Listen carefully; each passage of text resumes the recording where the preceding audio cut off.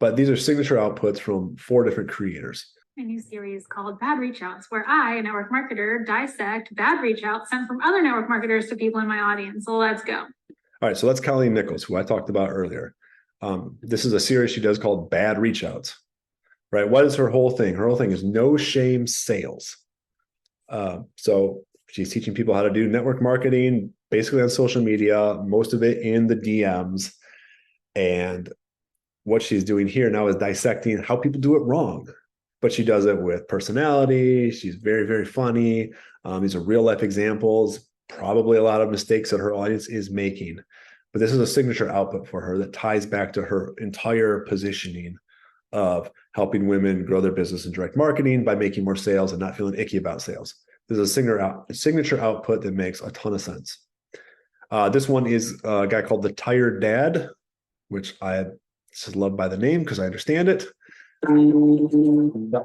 Every video is him pouring coffee, maybe a kid running through there, and it's got text over, right? He is a tired dad pouring coffee. He's always got a different mug. It's funny, but he's usually got like an encouraging piece of, a quote or an uplifting thing, or, hey, I hadn't thought about it this way, or what happened, to him, like noticing something with how he parents.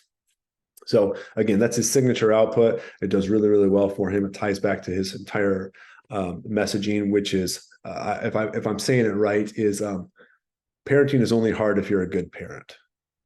And so he talks about that, the struggles of being a good parent, how to be a good parent. This is from a guy named Konstantinos. He's a phenomenal marketer. He got really big by this content style here, which is, if you can see, websites that feel illegal to know. This is number 52, by the way. So this is the 50-second video he's made like this, where he starts, they all start the same. Websites that feel illegal to know, and it's part 52. He's not even talking. Are you ready? Let's go.